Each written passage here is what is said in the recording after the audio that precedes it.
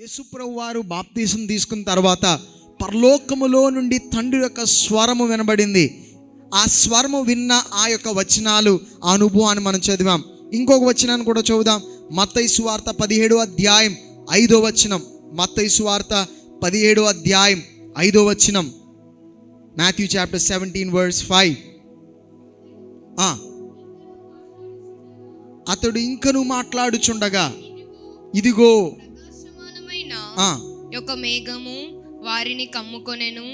ఇదిగో ఈయన నా ప్రియ కుమారుడు, ఈయన యందు నేను ఆనందించుచున్నాను, ఈయన మాట వినుడని ఒక శబ్దము ఆ మేఘంలో నుండి పుట్టెను. యేసుప్రభు వారు రూపాంతరం చెందిన ఆ యొక్క పర్వతం పైన అక్కడ కూడా యేసుప్రభు వారు కొరకు పరలోకములో ఉండే తండ్రి ఏం చేస్తున్నాడనగా, తండ్రి యొక్క స్వరము, తండ్రి మాట్లాడినట్లు తండ్రి యొక్క స్వరాన్ని అక్కడ విన్నట్లు మనం గమనించగలుగుతున్నాం.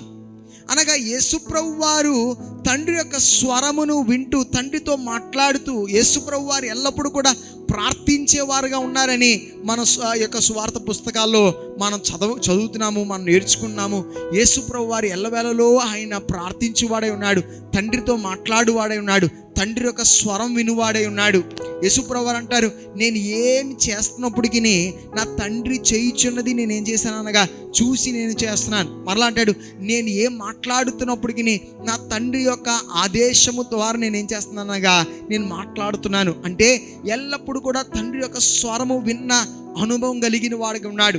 యేసుప్రభు వారి భూలోకములో ఆయన 100% మానవుడుగాను 100% దేవుడుగా ఆయన జీవించుచున్న వేళలో ఒక మానవుడుగా ఆయన దేవుని యొక్క స్వరము విన్న అనుభవము కలిగిన వాడుగా ఉన్నాడు. తండ్రి యొక్క స్వరం విన్న అనుభవం కలిగిన వాడుగా ఉన్నాడు. అయితే ఇందాక మనం చదివిన లేఖన భాగము మత్తయి సువార్త అదే లేఖన భాగం అండి. వేరే దగ్గర మనం చూడొచ్చు. మత్తయి సువార్త 27వ అధ్యాయం 46వ వచనాన్ని చదువుదాం.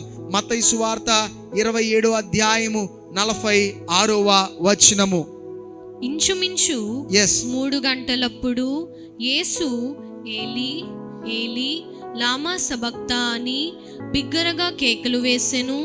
ఆ మాటకు నా దేవా నా దేవా నన్నెందుకు చేయి విడిచితివని అర్థము. యేసుప్రభు వారు ఆ కలువరి శిలువపై వేలాడబడుతున్న ఆ ఆఖరి క్షణములో యేసుప్రభు వారు అన్నారు, నా తండ్రి నా దేవా నా దేవా నన్ను ఎందుకు చేయి విడిచితివి? వై హ్యావ్ యూ ఫోర్సేకెన్ మీ? నన్ను ఎందుకు చేయి విడిచితివి? ఇందాక మనం కొన్ని వచనాలు చదివాం కదండి. యేసుప్రభు వారు తండ్రి యొక్క స్వరాన్ని వింటున్న అనుభవం కలిగిన ఒక వ్యక్తి. ఆయన ఒక మనిషిగా ఈ లోకములో ఒక 100% మనిషిగా ఈ లోకములో ఆయన బ్రతికినప్పుడు కూడా ఆయన తండ్రితో ఎల్లప్పుడూ కూడా మాట్లాడుతున్న తండ్రి యొక్క స్వరం విన్న అనుభవం కలిగిన వాడుగా ఉన్నాడు. కానీ కలువరి శిలువపై వేలాడబడి ఆయన ఆ ప్రయాసము గుండా ఆ కష్టము గుండా వెళ్తుండగా ఎందుకు నాకు ఇలాంటి పరిస్థితి కలిగింది అనే ఆ ప్రశ్నకి ఇంగ్లీష్లో వై ఎందుకు అనే ప్రశ్నకి ఏం దొరకలేదంటే జవాబు దొరకలేదు. కలువరి శిలువపై యేసుప్రభు వారు వేలాడబడి నా దేవా ఎందుకు, వై హ్యావ్ యూ ఫోర్సేకెన్ మీ, నన్ను ఎందుకు చేయి విడిచితివి అనే ఆ ఎందుకుకి, ఆ ప్రశ్నకి ఏం దొరకలేదనగా జవాబు దొరకలేదు. ఈ యొక్క ఉదయకాల సమయంలో ఇక్కడ కూడి వచ్చిన మన అనేకమైన జీవితాల్లో అనేకమైన ప్రశ్నలు ఉన్నాయేమో, అనేకమైన వైస్ ఉన్నాయేమో. ఎందుకయ్యా, ఎందుకు నాకు ఉద్యోగం దొరకలేదు, నాకు పెళ్లి జరగలేదు, నాకెందుకు బిడ్డలు లేరు, నాకెందుకు ఇలాంటి కష్టం కలిగింది, నాకెందుకు ఇలాంటి జబ్బు కలిగింది, మా ప్రియులు ఎందుకు మరణించారు, నేనెందుకు ఇల్లు కట్టుకోలేకపోయాను, లేదా నాకెందుకు ఇలాంటి నష్టం కలిగింది, నాకెందుకు ఇలాంటి బాధలు కలుగుతున్నాయి, నాకెందుకు ఇలాంటి పరాజయాలు కలుగుతున్నాయి. అనేకమైన వైజ్, అనేకమైన ప్రశ్నలు, అనేకమైన ఎందుకులు మన యొక్క హృదయంలో కూడా ఉన్నాయేమో. ఈ యొక్క దినాన్న నీలో అలాంటి ఒక ప్రశ్న ఉండడం సమస్య కాదు. కానీ విషయం ఏంటంటే కొన్నిసార్లు ఆ ప్రశ్నకు జవాబు నీకు దొరకలేనప్పుడు,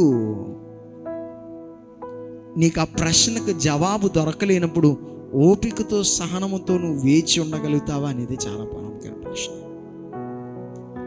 ప్రభు అయిన యేసుక్రీస్తు వారు ఆ శిలువపై వేలాడబడి ఎందుకు నన్ను విడనాడితివి, నన్ను ఎందుకు నా చేయి విడిచావు తండ్రి, నన్ను వై డిడ్ యు ఫోర్సేక్ మీ అనే ఆ ప్రశ్నకు ఏం దొరకలేదు అనగా ఆ కలువరి శిలువ పైన తనకి జవాబు దొరకలేదు. ఆ ఎందుకు జవాబు దొరకలేదు. ఈ దినాన నీ యొక్క జీవితంలో అనేకమైన వైజ్ ఉన్నాయి, అనేకమైన ఎందుకులు ఉన్నాయి. ఎందుకు దేవా ఇలాగా, ఎందుకు దేవా అలాగా, ఎందుకయ్యా నా ముందు 5 సంవత్సరాల ముందు నా జీవితంలో కొంతమందికి ముందు జరిగిన కార్యాల్లో కొన్ని ఇంకా ప్రశ్నతో బ్రతుకుతున్నారు. కొంతమంది ఈరోజు జరుగుతున్న కార్యాల కొరకు అనేకమైన ప్రశ్నలతో బ్రతుకుతున్నారు. ప్రశ్న ఉండడం సమస్య కాదు, మనుషులంటే అనేకమైన ప్రశ్నలు వస్తూ ఉంటాయి. కానీ విషయం ఏంటంటే ఆ ప్రశ్నలో ఒకవేళ జవాబు దొరకలేకపోతే, యేసుప్రభు వారు నీ ఎందుకు ఆయన జవాబు ఇవ్వకపోతే, నువ్వు ఓపికతో సహనముతో ఆయన కార్యముల కొరకు నువ్వు వేచి ఉంటావా? కొన్నిసార్లు మనము ఆయన చేసే కార్యాల కొరకు, లేకపోతే ఆయన మన జీవితంలో ఇవ్వలేని ప్రశ్నలకు జవాబుల కొరకు మనము ప్రయాసపడుతూ ఆ శ్రద్ధలో ఆ ఆలోచన ఉండిపోయి, దేవుడు మన జీవితంలో ఇస్తున్న ఆ యొక్క రెవల్యూషన్స్, మన యొక్క జీవితంలో ఆయన చూపెడుతున్న ఆయన ప్రత్యక్షతలను మనం ఏం చేస్తామనగా కోల్పోయిన వారుగా తీర్చబడతాం. ఆయన మన జీవితంలో ఉన్న ఆ ప్రశ్నలకి జవాబు నాకు దొరకాలి, ఆ జవాబు నేను పొంది తీరాలి అనే ఆ ప్రయత్నములో, అనే ఆలోచనలో, నేను ఎలాగన్నా జవాబు పొంది తీరాలి అనే ఆ ఆలోచనలో పడిపోయి అనేకులు ఏం చేస్తారనగా దేవుడు వారి యొక్క జీవితంలో ఇస్తున్న ఆ ప్రత్యక్షతలను కోల్పోయిన వారుగా తీర్చబడతారు. ఈ ఉదయకాల సమయంలో ప్రియమైన సహోదరి, నీ యొక్క జీవితంలో అనేకమైన ప్రశ్నలు ఉన్నాయి. ఆ ప్రశ్నలు దేవుని యొక్క సన్నిధానంలో అడుగు. కానీ ఆ ప్రశ్నలకు జవాబు దొరకలేనప్పుడు ఆ ప్రశ్నలు పట్టుకొని నువ్వు మూలలో కూర్చోకుండా దేవుని యొక్క ప్రత్యక్షతల కొరకు నువ్వేం చేయాలనగా నువ్వు ఎదురు చూచే వ్యక్తిగా తెరచుకోవాలి. ఈ ప్రశ్నకు నాకు జవాబు దొరికే తీరాలి, లేకపోతే ఇది ఎందుకు జరిగిన కారణం తెలిసి తీరాలి అనేది కాకుండా, దేవా నాకు ఎందుకు జరిగిందో నాకు తెలుసుకోవాలంది, కానీ దానికన్నా ప్రాముఖ్యంగా ఏముందనగా నీ యొక్క చిత్తము, నీ ఉద్దేశము నా జీవితంలో నెరవేర్చబడ్డమే నన్ను చూడాలి. అనేకమైన ప్రశ్నల యొక్క జవాబు ఎక్కడ దొరుకుతుందో తెలుసండి? పరలోకం చేరినంత వరకు దొరకదు. అనేకమైన ప్రశ్నల యొక్క జవాబులు మనకి ఏం దొరకదనగా పరలోకం చేరినంత వరకు ఆ ప్రశ్నకు మనకు జవాబు లేదు. ఎంత వెతకండి, మీ బుర్ర పాడవడం తప్ప వారిని వీరిని అడిగితే ప్రశ్నకి ఇంకా ప్రశ్న మీద ప్రశ్నలు వచ్చేస్తాయి, కానీ అనేకమైన జవాబులు దొరకవు. జవాబులు వెతకొద్దని చెప్పట్లేదు, గుడ్డిగా బతకమని చెప్పట్లేదు, కానీ ప్రశ్న అడిగిన తర్వాత దేవా ఎందుకు నా జీవితం ఇలాంటి జరుగుతుంది, ఎందుకు ఇలాంటి పరాజయం, ఎందుకు ఇలాంటి నష్టం అడిగిన తర్వాత ఏం చేయాలనగా ఆ ప్రశ్నను ఆయన సమయంలో ఆయన జవాబు ఇస్తే ఇచ్చాడు, లేకపోతే లేదు. నేనేం చేయకూడదనగా నా జీవితంలో దేవుడు ఇచ్చిన ఆ రెవల్యూషన్స్, ఆ యొక్క ప్రత్యక్షతలు నేనేం చేయకూడదనగా నేను కోల్పోకూడదు. ఈ జీవితంలో ఈ దినాన అట్టి విధమైన ఒక అనుభవంతో ముందుకు వెళ్ళాలంటే క్రీస్తు యేసునందు నీకు ఒక నిరీక్షణ కావాలి. ఒక నిరీక్షణ. అనేకమైన సార్లు మానవుడి యొక్క ఆలోచన ఎలా ఉంటుందంటే, ప్రశ్నకు జవాబు దొరికితే నాకు సమాధానం దొరికేస్తుంది అని అనేకులు అనుకుంటారు. లేదా ఈ ప్రశ్నకు జవాబు దొరికితే నేను సమాధానంగా సంతోషంగా ఉండొచ్చు అనుకుంటారు. లేదు, అనేకమైన ప్రశ్నలకు జవాబు ఒకవేళ దొరికినా నీ జీవితంలో ఈ పరిస్థితిలో ఏ వ్యత్యాసం కలగదు. ఒకవేళ కొన్ని ప్రశ్నలు యొక్క జవాబు అర్థం చేసుకునే సామర్థ్యం కూడా మనలో లేదేమో.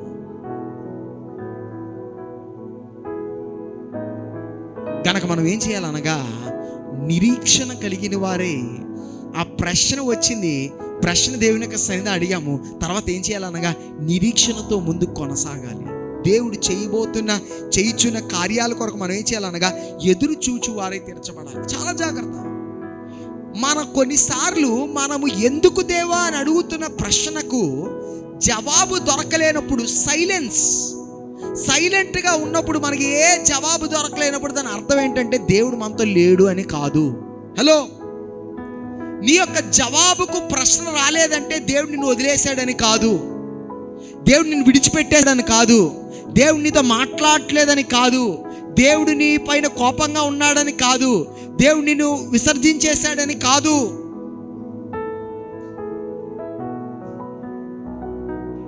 ఆయన నీతోనే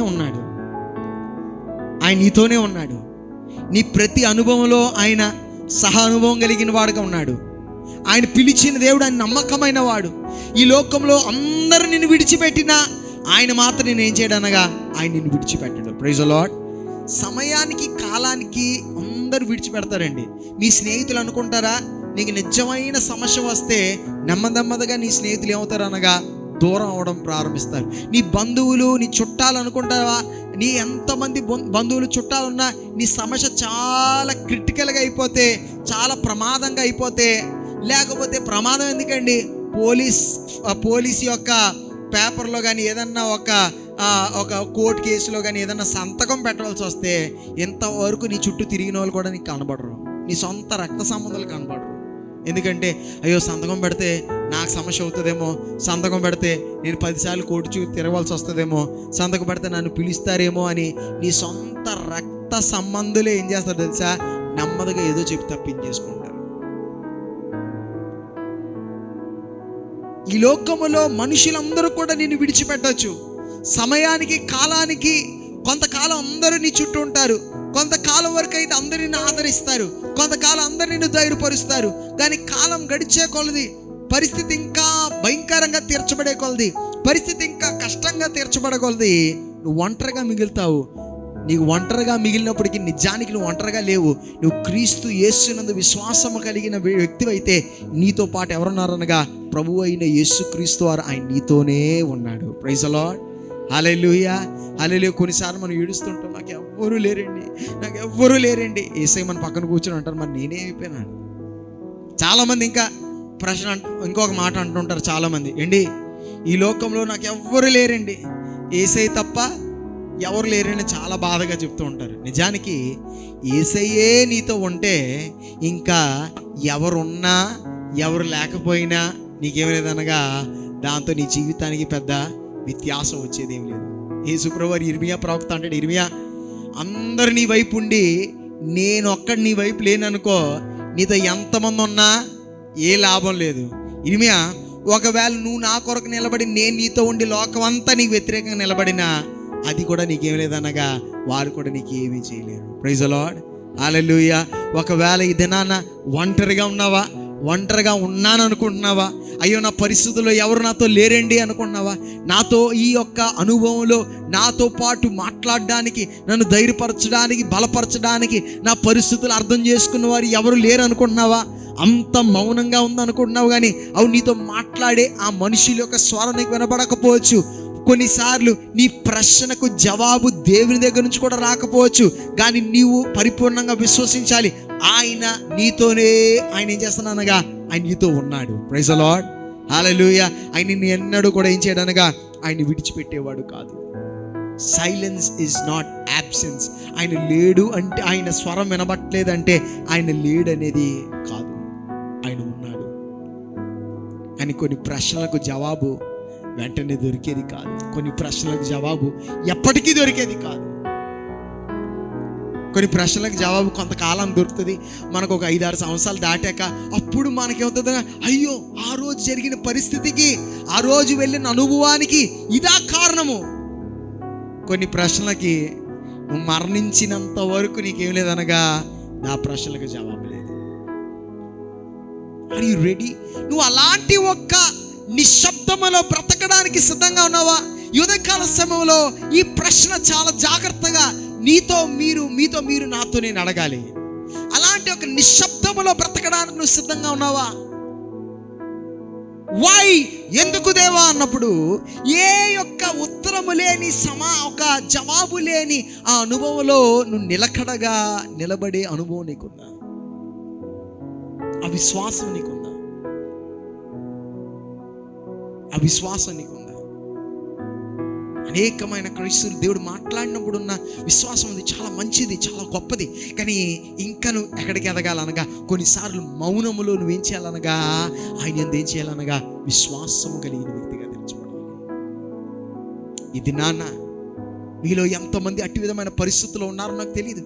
ఎంతమంది ప్రయాసములు గుండా, కష్టములు గుండా, దుఃఖములు గుండా వెళ్తూ జీవితంలో ఒక్క ప్రశ్న కాదు 4-5 ప్రశ్నలతో నిండబడి, అయ్యో ఇదెందుకు జరుగుతుంది, ఇలా ఎందుకు జరిగింది, ఇలా ఎందుకు అవుతుంది, ఇలా ఎందుకు అవ్వలేదు, నేను ఇలా జరుగుతుంది అనుకున్నాను, ఇలా చేద్దాం అనుకున్నాను, ఇలా అవుతుంది అనుకున్నాను. అనేకమైన వైస్, అనేకమైన ఎందుకులు ఉన్నాయి.